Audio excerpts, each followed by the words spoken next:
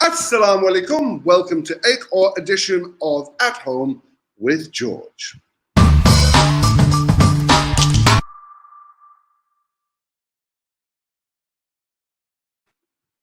Hello everybody, welcome to the show. And Aaj Hamara Mehman, bahut special guest, because she's not only a great friend of mine, but she's also an educationalist, an author of The Love Connection, and a columnist for Dawn, specifically on education. And she's written a lot on parenting. And today we are going to be talking about parenting in lockdown, how to communicate with your children about the pressures and the stresses of lockdown, as well as ensuring that they are getting the most out of the experience. So it is, without further ado, it is a great pleasure of mine to bring in my friend, as well as author, Neda Mulji. Assalamu alaikum, Neda. Walaikum salam, George. Hi, everyone. Thanks for having me on your show. Not at all. Welcome to the program, and thank you for being here. So I suppose that I think that probably the first question for me is how do we talk to our children about the lockdown? Because it's alien for us. We're experiencing it for the first time, the quarantine, this global pandemic, and there are a lot of insecurities running through us about what's going to go on and what's happening in the future, our job security, etc. How do we communicate the issue of the lockdown with the children without imparting our own fears and worries? Well, it's a unique situation for all of us. And the thing is that kids are not very good with expressing emotions. Adults find it hard to manage their emotions as well. And kids imbibe our anxiety, they imbibe our frustration as well. The thing is, with kids, it manifests itself in several different ways. Younger kids will say, I have a tummy ache, when they're feeling a lot of anxiety inside themselves. Another kid might feel unwell, not want to eat, so there's loss of appetite. Teenagers manifest it through anger and might start screaming back at their parents. So what we need to do firstly is look out for these signs of frustration and anxiety and dig deep to find out if they're hiding emotions that they need to be talking about. It's a good place to start, I would say, would be to ask questions, not how do you feel, because kids often don't know how they feel, but something like, are you feeling a bit uneasy about something? You might want to ask, what are you thinking about? And at that point, freeze the child at that point, at that moment in time when they can start talking about what they're feeling at that particular moment.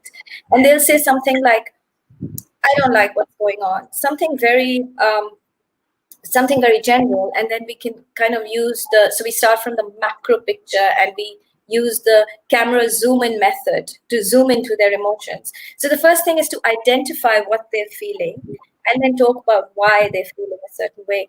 And then when you start talking about the situation, you might want to use yourself as an example and first assure them that it's okay to feel anxiety and frustration. So you might want to say, I'm feeling this way as well.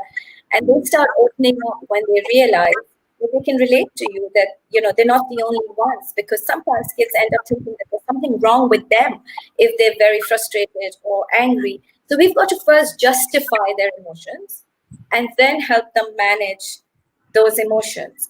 And I would say that a good way to do that is through conversation, constant volley and thunder with questions and answers until you thrash out what the child is feeling, and encourage them to talk about it. Once they start talking about it, you've established a sort of connection. You've attuned emotionally to the child. And once you're emotionally attuned, they feel a safe space to share more and more. And when they vocalize their emotions, they find it easier to manage them.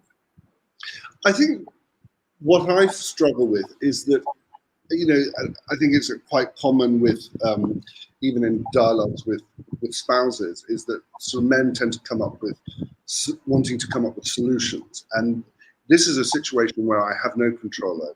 I have no solution to the quarantine and the lockdown. And so my concern is that if I'm speaking to my son, for example, and I'm wanting him to vocalize his emotions and feelings, I'm I'm still powerless to provide any kind of solution to the problem.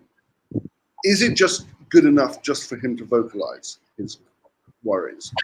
Or is he looking to me for a solution?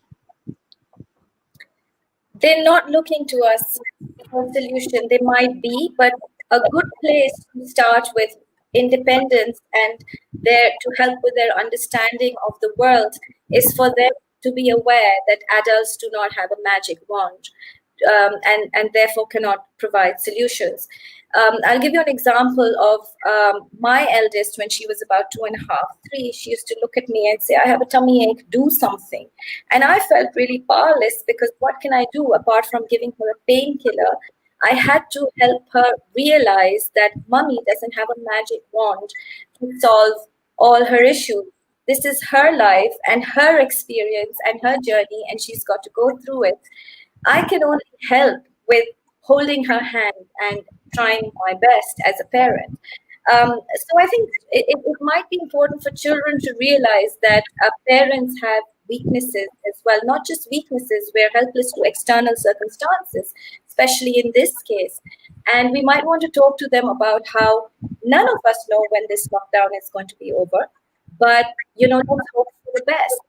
And just to share that might help children understand that parents don't have the solution to everything, and we don't need to, because we're here as parents to help them understand the world that they live in and experience it to the best of their ability.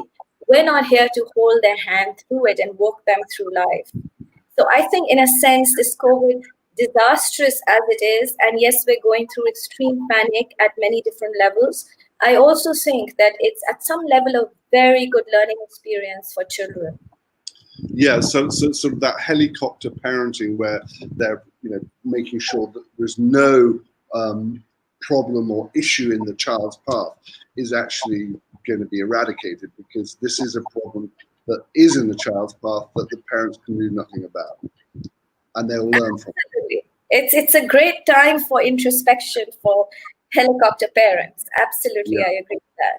I want to drill down a little bit into exactly how we provide emotional support for our children.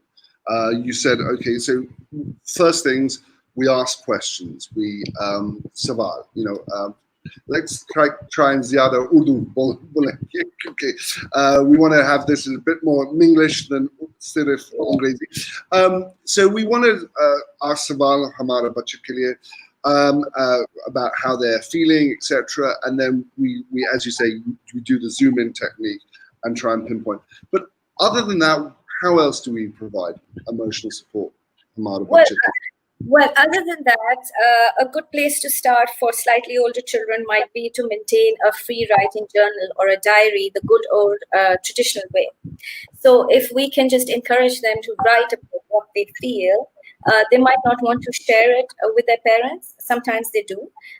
My younger ones like to make videos of their day. So it's kind of like recording their lockdown experiences in video form. And that might be playing on the PS4 and recording what they're playing, because that's part of their day as well.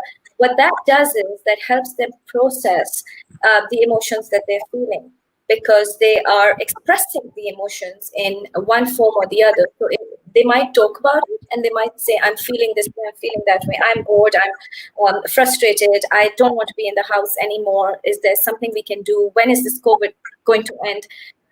They will bombard you with a lot of questions over the course of the day. And I would say bounce those questions back at them and say, when do you think it's going to end? How do you feel about it? That's one way. The second is, so once we've spoken about the emotions, the next step would be to process those emotions and understand that there are things that are in our control and things that are not in our control. But if we say it like that to the children, they get more agitated.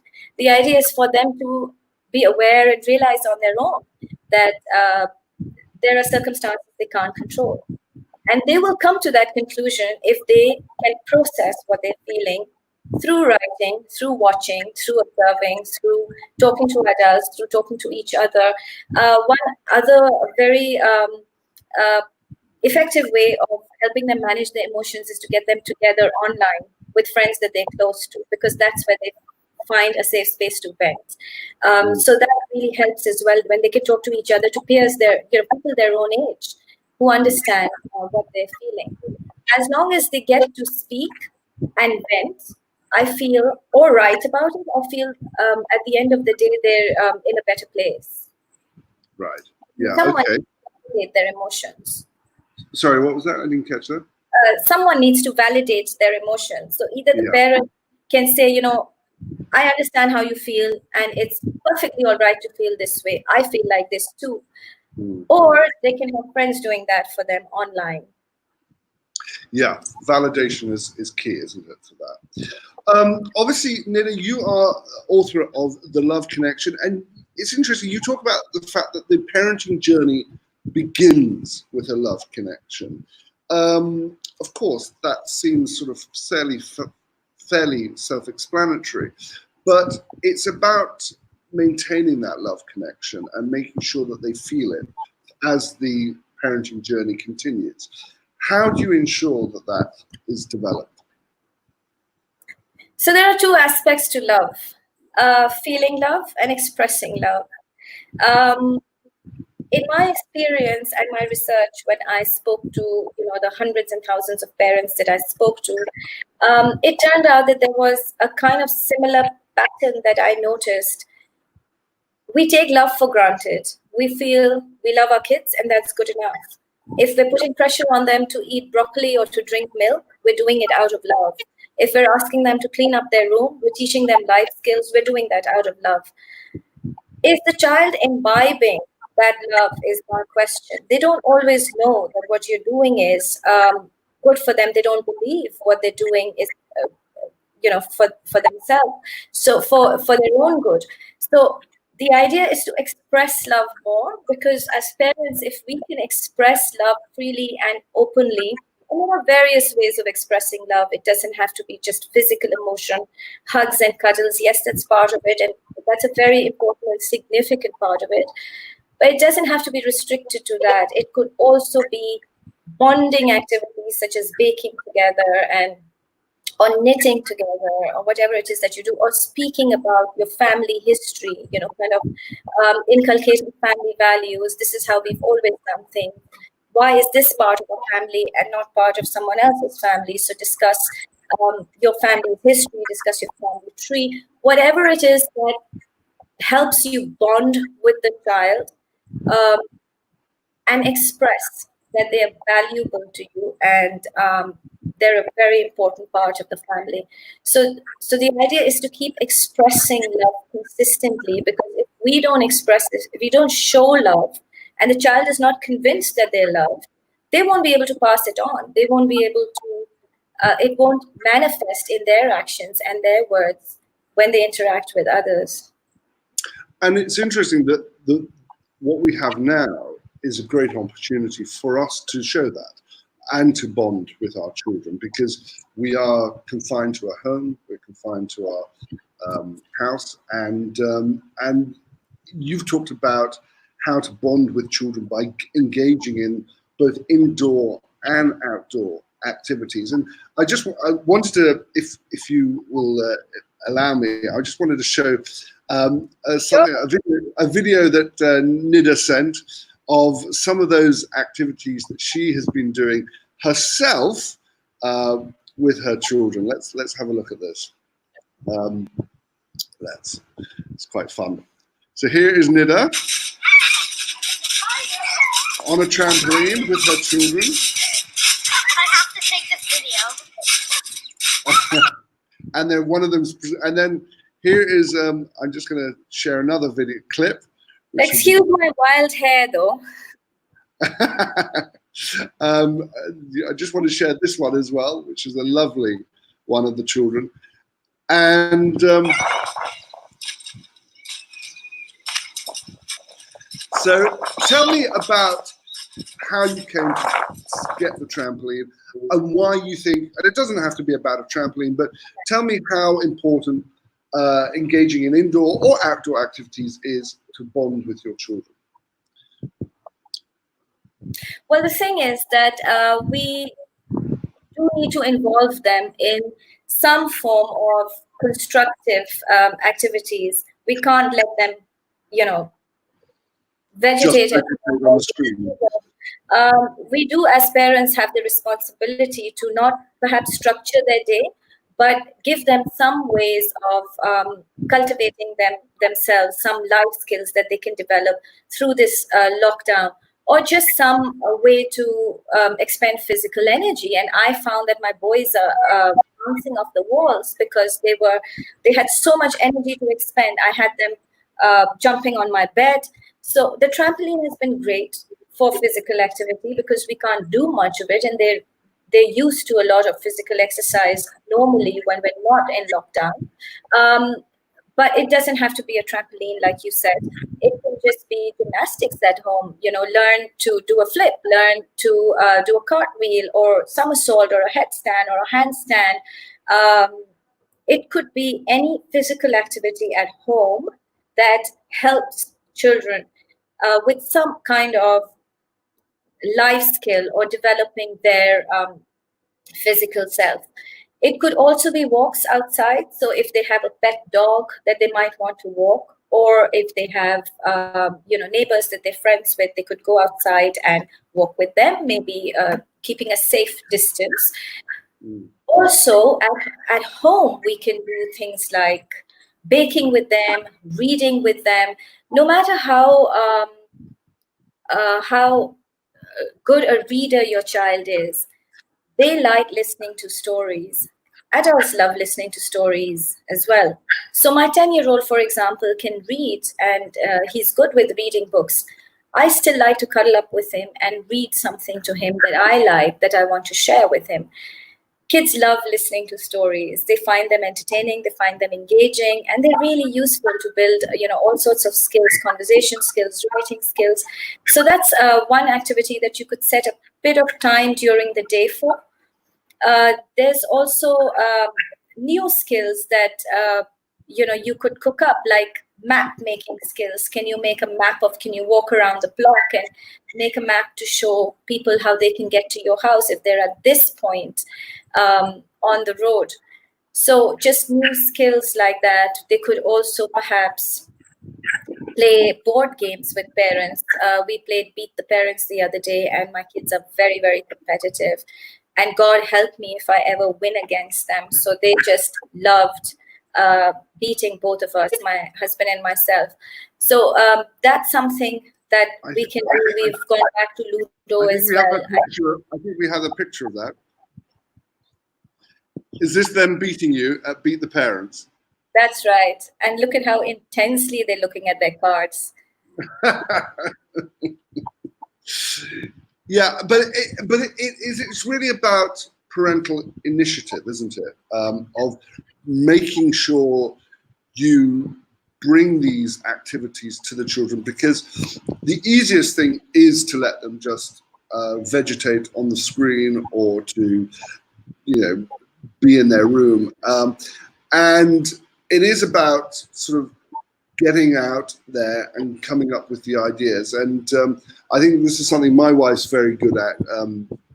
And she comes up with fantastic. She got, for example, a board game, not a board game, a puzzle for us the other day. And that's what we've been doing with Fez for the last couple of days. So it's about parental initiative, isn't it?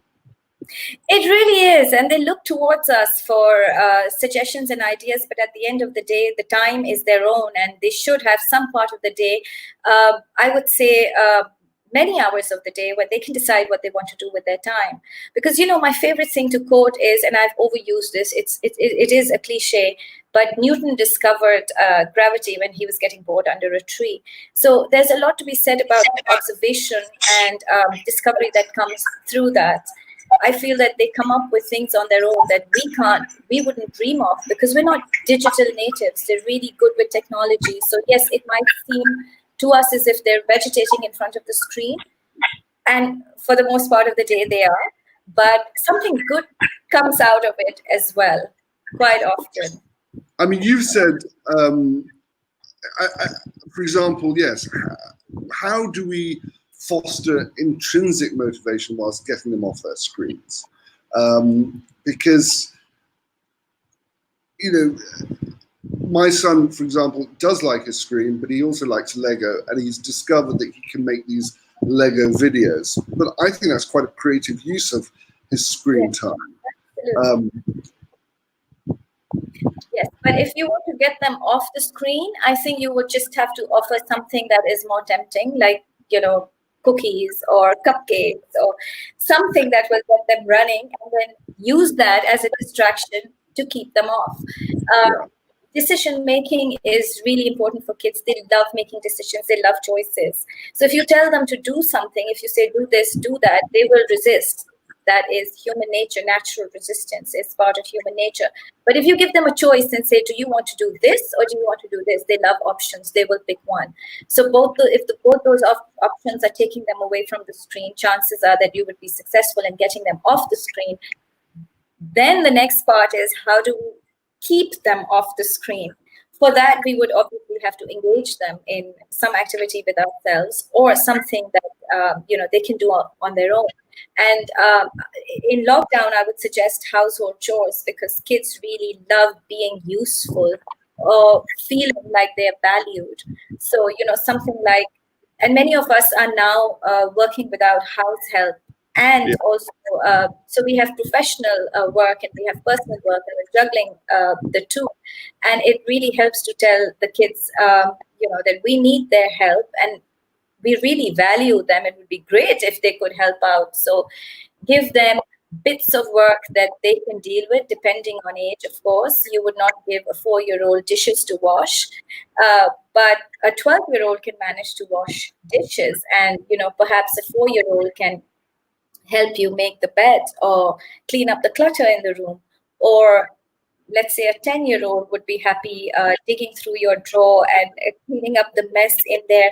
Organizing drawers is something that children love doing at home, especially if they get to keep some of the stuff from mummy's or daddy's drawers.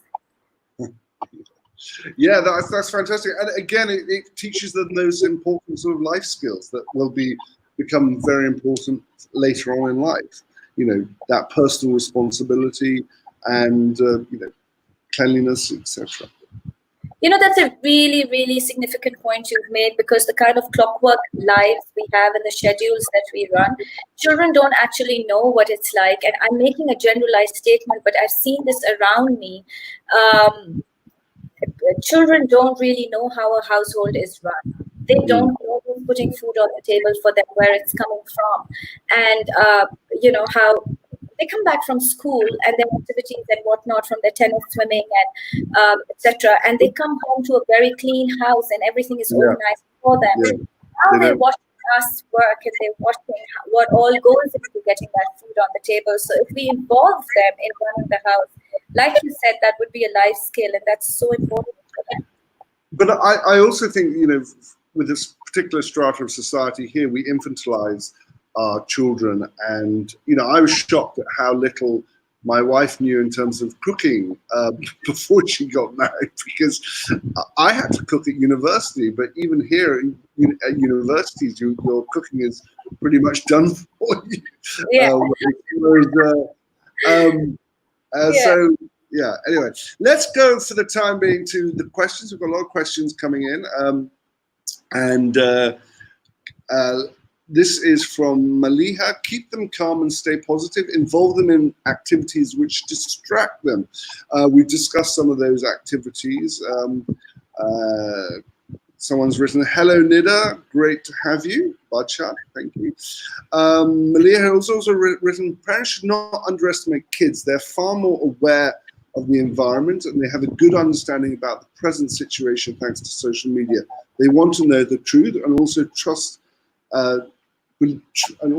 to believe in themselves. So how important is just being honest and truthful with them about the situation? Because they're going to find out through friends or through gossip or other things, aren't they? So it's better to be honest and truthful.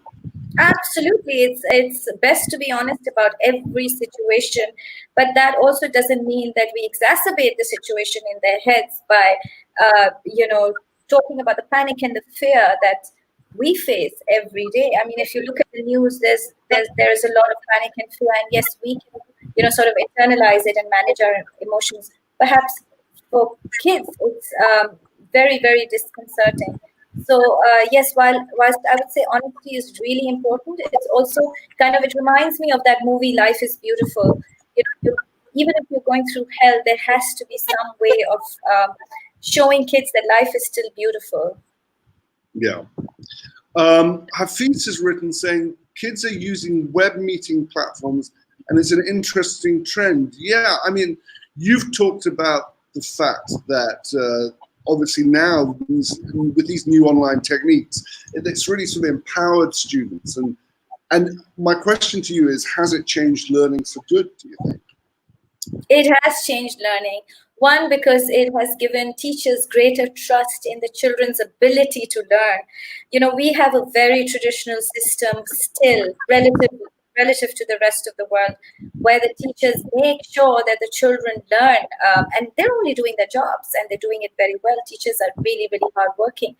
But at the end of the day, we explain and that's followed by exercises and tasks that kids have to do. It's very structured. With online learning, what's happened is it's given children flexibility. It's also helped them control their time and their space, decide what they want to learn and what they don't want to learn, because the teacher doesn't have that same kind of control anymore. And I think it's remarkable, this change, because this is the beginning of responsibility and independence. Once kids learn that, that's where the intrinsic motivation to perform better comes from. So this is a very positive change, I would say. And it's just a beginning. But it's still important that, for example, that my child has a basic understanding of mathematics. Otherwise, if he's going to go down the intrinsic learning route, surely he'll just focus on the subjects that he's passionate about and he enjoys. He'll just carry on reading or carry on engaging in English literature, but he won't do his maths homework. He still needs to do his maths homework, doesn't he? That's right. So the teacher's role has changed, but the teacher's role is still that of an educator. So let me give you an example, and it's a very interesting thing I read somewhere. I don't remember who I'm quoting, but the teacher is kind of now moving away from being a sage on the stage to the guide on the side. And for children, that's really important, because it also gives them individual attention. Online teaching is very, very personal. It's up close and personal. They can talk to the teacher one-on-one, and they don't have any distractions around them because they don't have someone sitting next to them who's kind of, snatching away a pencil or a sharpener, or trying to talk while the child is listening. So the space is great, and the connection with the teacher is great. The only thing that's changed is that they're physically not with each other. Right. Yeah. And you've also talked about the importance of things like gamification. Could you explain a little bit more about what that is and how that can come into play with the new technologies? Okay, so games work really well in the classroom. When we were small, I remember we just had bingo, to learn the times tables. And that's about the only game we played. And we only played that when the school term was nearly over and exams were around the corner and the teacher had finished her or his syllabus and had that time to spare for games. It was something extra that we did, not something that was part of our learning every day. Now, the thing is, kids really go to video games for a reason. They love video games because of the challenge, because of the independence, because no one is standing there to say, see, you lost, why did you lose? That kind of judgment is not there. Children don't want judgment. What they want is to be accepted as they are. And that's how they learn to get better, because they're also benchmarking themselves against something, and they have their own little benchmarks that we can't see. They don't tell us about those benchmarks. They love games because they're left to their own devices to experiment, to be challenged, to lose and then start all over again. The games give them options, so they get to make decisions. Those decision-making skills are really important as well in gaming. If we bring that into learning, that same model, if we can replicate it in daily learning, that's when kids get really roped into learning. And now we've got a very, very wide variety of games for every subject. So, there are all these online, there are these websites that offer games to learn different concepts. We can do that throughout the day, and it's very easy to measure learning as well, because once you've given them a timetable game, for example, if they've gone through it, you can just quickly test them over a couple of minutes and ask. So kids are learning in their own time, but it's just that we're not monitoring them as closely. They're learning the same concepts, they will have the same foundations, but we're not monitoring them as closely as in a sort of. And is that a good thing? Is that a good thing because we're not doing that helicopter parenting? I think it's a great thing because kids get to learn what they want to learn rather than what we prescribe they should learn. So yes, Okay. I would say it's a great thing to foster independence as well. Okay, we've got more questions here for you. Imran Zafar has written, how do you deal with a 4-year-old who's acting out and often angry while the parents are separated?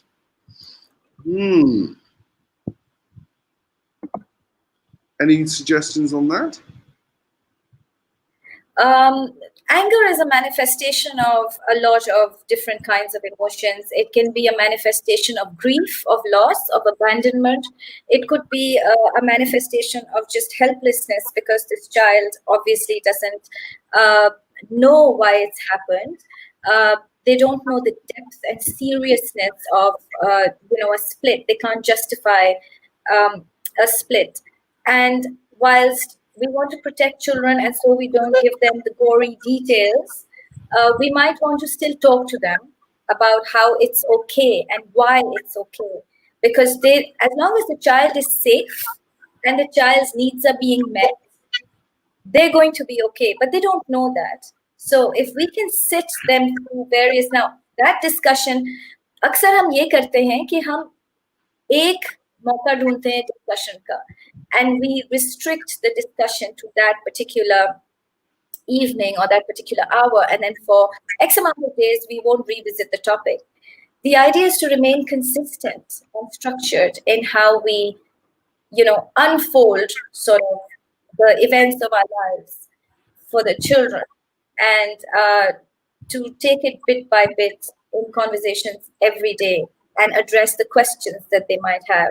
So you might want to talk about the situation and ask the child what they're feeling about it.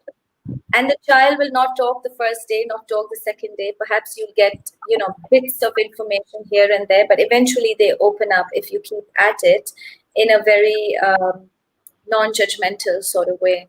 So what they want is validation and approval. This is not because of you. We love you. You're safe. You're happy. Your needs are being met. Obviously you won't say it as bluntly and directly, but if the child gets that message, then the child starts calming down, and after that will open up more. So I would say the connection has to be maintained through conversations and vocalizing how he or she is feeling. And anger usually dissipates when we get a chance to vocalize. Yeah. So again, it's making them vocalize and open up. We've got a couple of questions from Tambinda Shoaib. First of all, she says, we're talking about distance learning. She says it's helped teachers as well because it's forced teachers to become more technologically savvy and learn to navigate video platforms such as Zoom and Google Meet. So perhaps, this has upskilled them in the last month or so.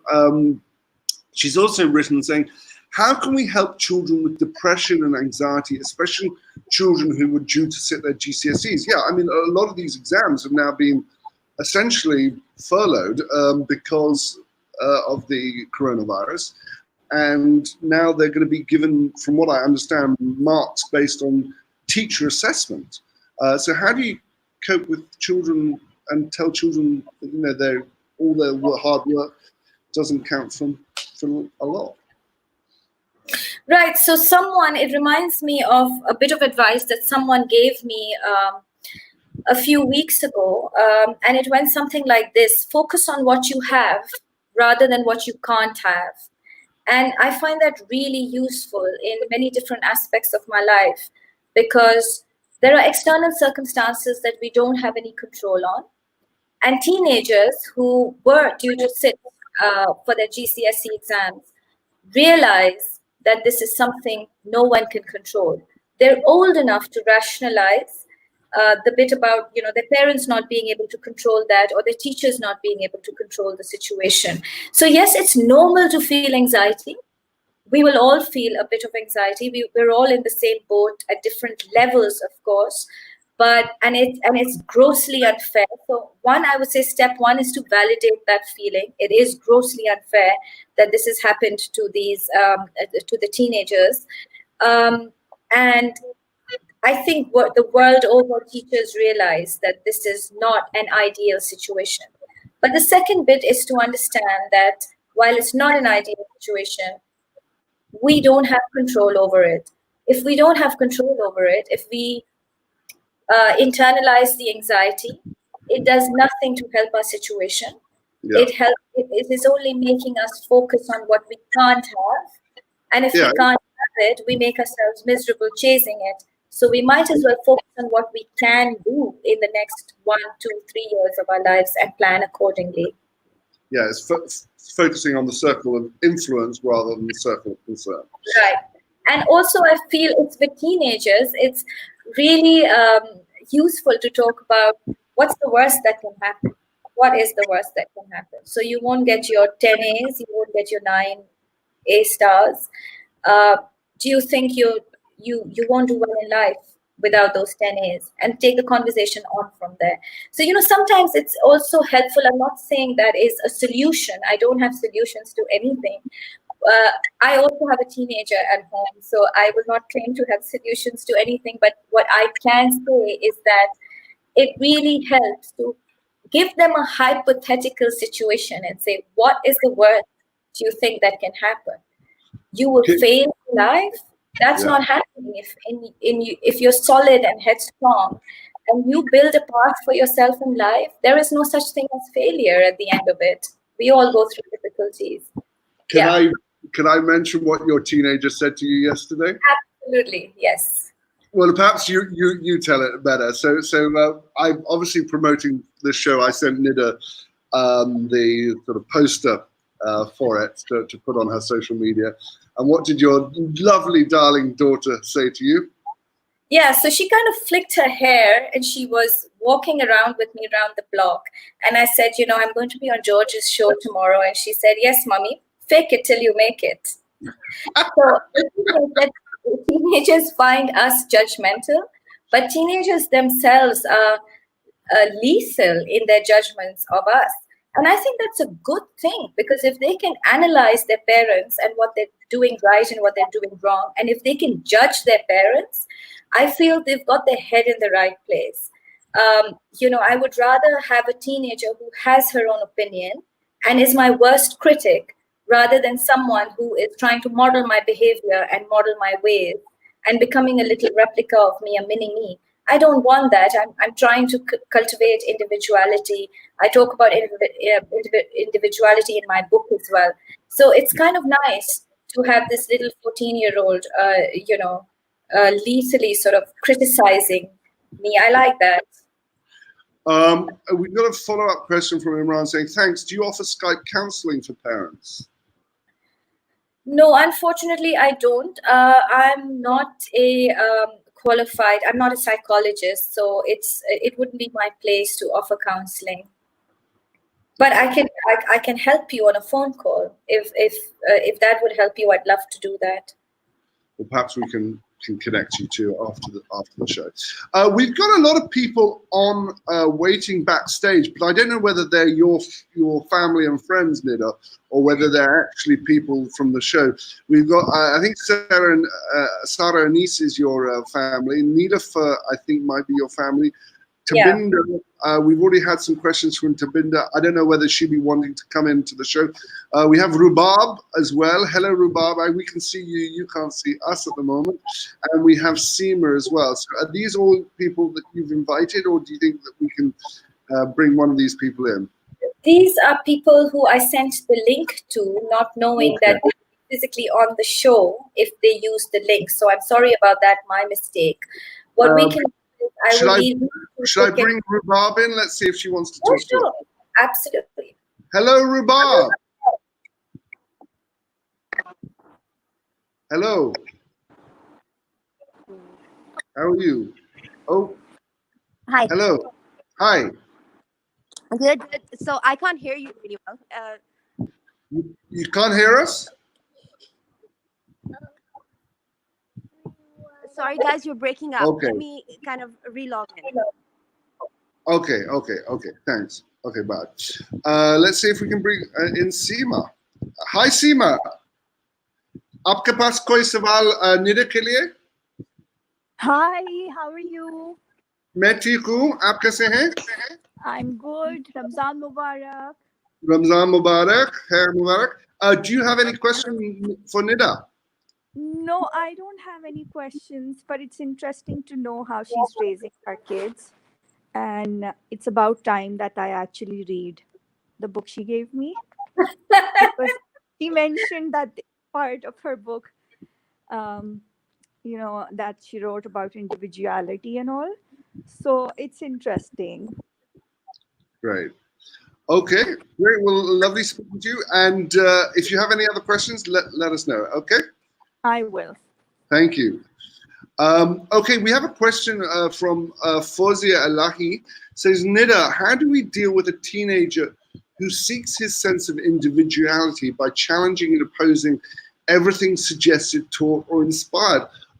My point is, isn't this the point of teenagers? Aren't they meant to challenge everything suggested, taught, or inspired by their parents at this stage? And isn't it healthy what he's doing? Absolutely. It's what he's doing is very healthy because he's testing your boundaries and he is developing his individuality in the process. The reason why teenagers challenge everything that they've been taught is because they are kind of stamping their identity in this world and saying, I'm a person in my own rights. I do not follow or behave like my mom or my dad. And that is where they find themselves and make a connection with the world around them. Because ultimately, they are going to live this journey themselves. They're not, if they go by your behavior or your advice or how you do things, then they might not be in sync with their own experiences in life, because their experiences will never be the same as yours, and the people they interact with will never be the same as the ones you've interacted with.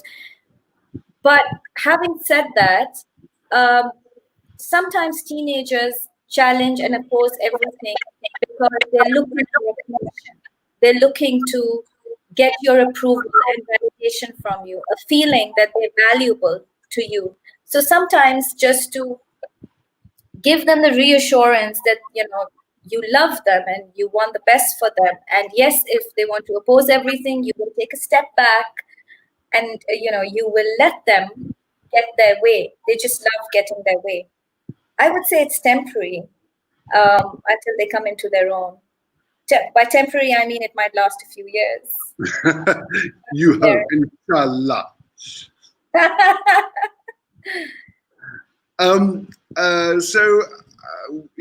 So we've asked anyone else want to come in. I think we've got Tabinda now back. Let's see if we can bring her in. Hi, Tabinda. Hello. Nope. Okay, so sorry about that. I'm gonna. Sorry, we'll just get. So for those people who are saying, okay, this is all great.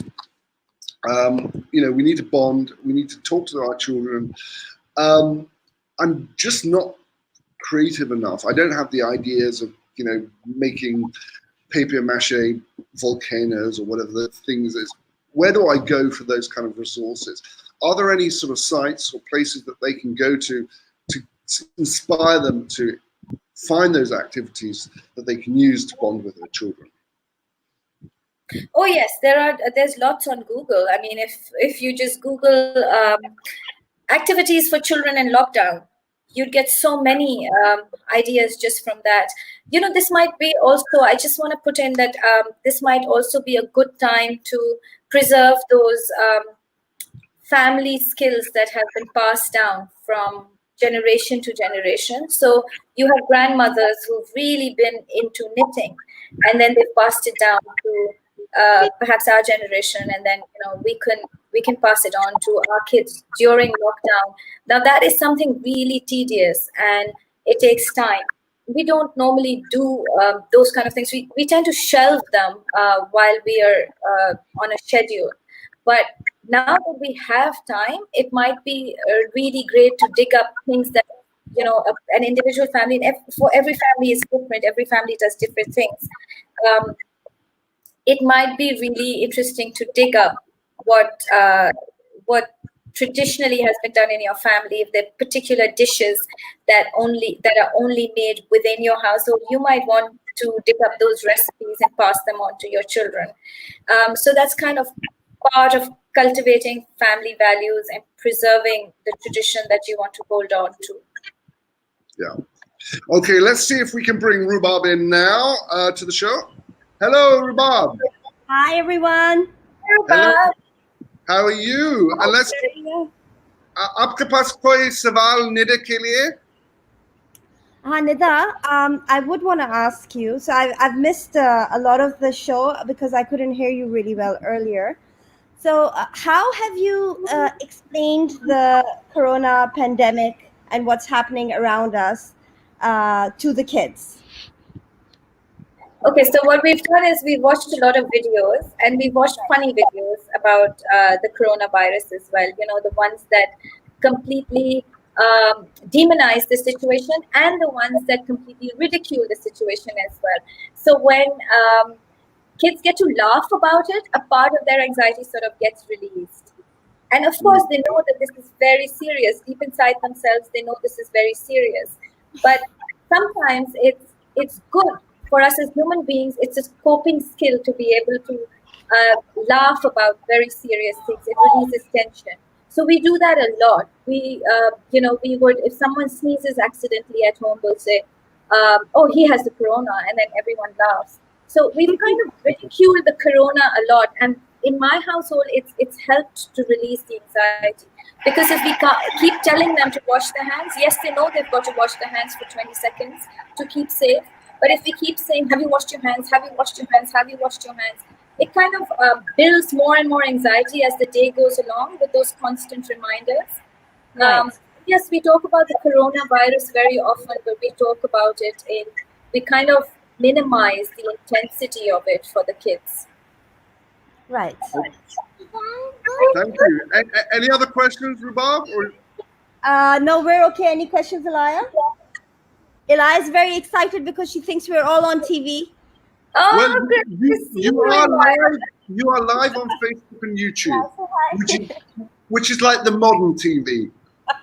That's right. That's right. Okay. Thank you for having us. Thank you. See you again. Thank you. Bye. And let's see if we can bring in Tabinder, because I think if it's the same Tabinder who asked us a question earlier. Hi, Tabinder. Welcome to the show. Hi. Hello. How are Good you? to see you. So, आपके पास कोई सवाल निदा के लिए? Yes, I do definitely. I think prolonged social distancing has actually brought the family closer, yet I think further apart. In my situation, my husband doesn't live with me, so the entire burden of the household is on me. So that has made me very stressed and frazzled. And my question is, how do we involve even older? I feel like they are grateful for all the work that I do, yet, my younger daughter really, really wants to help me out, but she just cannot. Like, the vacuum cleaner is twice her size. She doesn't know how to dust. She doesn't know how to iron. These are all skills that we actually grew up with. I don't remember my mother ever teaching me per se how to iron. I don't know about you guys, but I was never taught how to iron. I was never really taught how to broom or mop, but I knew these things just myself. And our kids actually don't know this. They are like, how am I supposed to iron? Should I do the sleeve first? Should I do the, it's like ridiculous. I feel like such a failure. Like, I really feel like a failure as a parent, because I feel like I haven't given them any life skills. They just don't know how to do these basic household chores. Like, how do we help our kids with this? what I would say first, and I'll then hand over to Neda, but first of all, I'd say is get rid of that guilt, get rid of that shame, the feeling of failure, because that's not going to help. Tika? So just park all that.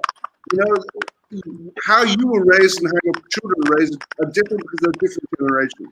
So let's just park that and think, okay, how do we change the situation now? How do we bring it now? Now I'm going to hand you over to Nida to answer that question. Thank you. Well, the thing is, we've got to, we're going to teach the children not to judge themselves critically, then we've got to stop judging ourselves critically as well. My favorite cliche is, it is what it is. And we've got to get on with life. So if your daughter, for example, doesn't know whether to iron the sleeve first or the collar first, does it really matter? Sometimes kids learn through experimentation, and discovery comes through experimentation. So if she's not doing it quite the way that you have control, it's okay. She will still learn to do it her way, and she'll figure it out. A lot of tasks that children do in life, and what we did was figuring it out. And I think it's not like we were always standing there watching our parents and learning from example. My mom never ironed, so I never saw her ironing, but I can iron to perfection because I figured it out when I had to. So it's just about leaving kids to their own devices and letting them do it their way. If it's not a perfectly ironed shirt, let her wear it. She will feel very proud that she's wearing a shirt that she's ironed herself, even if it's not perfect. And she will get there with age. She's also quite small at the moment. The other thing is that it's about learning life skills in life. It's about beginning the journey. It's about starting to do things and being allowed to do things in your own space and time, not to do things perfectly. That comes eventually.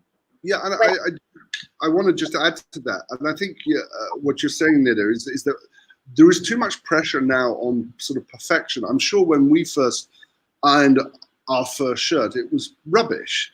But there is a sort of burden now on children to be perfect in whatever they do straight away. And I think it is encouraging them and then sort of just guiding them where they can improve the technique of ironing the shirt, like doing the collar first rather than, doing it last. And then Easter, they will get better at it. And that will build their confidence going forward. Taminda, sorry, I've just muted your mic, but if you have anything else to say, please. No, just my daughter was actually due to give her GCSEs this year, so she was very anxious about that, and having to deal with that was really hard as well. We never had the kind of anxieties that our children have. So it's really hard to, because I'm actually a believer in being a friend, yet not so much a friend that I forget to be a parent. That's really important. Sometimes you just have to be really firm, and especially with this distance learning thing. I mean, it's such a great opportunity, yet it's also very challenging because the teacher's not right there. She's not there to, even though you have a great relationship one-on-one, but the teacher's not there. So the onus is on me to make sure that my daughter is studying. Like when she has to do math, she is doing math and she's not like running off somewhere, So I have to make sure that, homework is being done. And I feel like the pressure on the parent is a lot more with distance learning. I don't know what Nida feels about this, but I feel like and then the worst thing is, as a parent, I don't know if other parents are facing this. If I see my 11-year-old daughter struggling with a math problem, I just cannot sit by the side and say, oh, let her struggle, no problem. I have to jump in and say, oh, what is it? Can I help you? What do you need? Is it multiplication? Do you need to do percentages? Let me just quickly, jumpstart you on the problem. So I think this is really hard for parents. I don't know how you guys feel about this, but it's really hard to just hold your peace and say, oh, let my children struggle. It's not a problem. So, Neda, your thoughts on that? I agree with you. It's hard as a parent, but the thing is that you could Have you tried? I don't know. I don't know. To me, are magic words, because when kids ask questions, we don't always have to jump in and rescue them. Our role is not that of a rescuer; it's that of a guide. As parents, we're more of guides and facilitators rather than rescuers. And the more you rescue them, the greater the dependence on rescue. So today it's you, tomorrow it will be someone else who they will depend on to rescue them out of a troubling situation. Yeah. So I find the And word... they won't actually then develop the life skills of then figuring things out themselves. Absolutely, yeah. I feel like I don't know are magic words for me. So every time my children ask me something, it's okay to say I don't know. Find out. There's Google, there's technology, there's YouTube tutorials to help you through concepts. And that is how the world has changed from how we grew up, where we grew up with someone explaining things to us and looking towards adults to be the instructors and the navigators in our lives.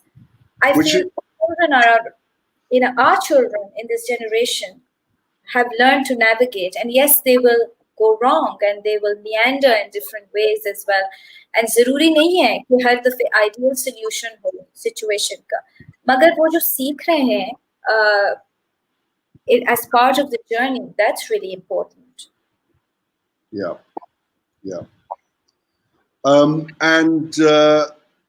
And Tabinda, if there's any consolation, when it comes to my 10-year-old's math questions, I struggle with them myself. So what I do is I sit with him and I say, well, let's figure this out together. Yeah. My math is equally as poor as a 10-year-old. So if that's it. I've learned so much from my children. I have to say, I'm such a technological dinosaur, but I've learned so much from my children in this period, and I'm so grateful for it. They are the ones who've helped me with these video platforms. I knew nothing, to be honest, but they are the ones who've helped me through it all. So I'm very, very grateful to them for it, definitely. And now you're live streaming on Facebook and YouTube at the same time. Here you go. Tabinda, that's a really important point that you've made. So they can't iron it, but they can help their grown-up mom through technology.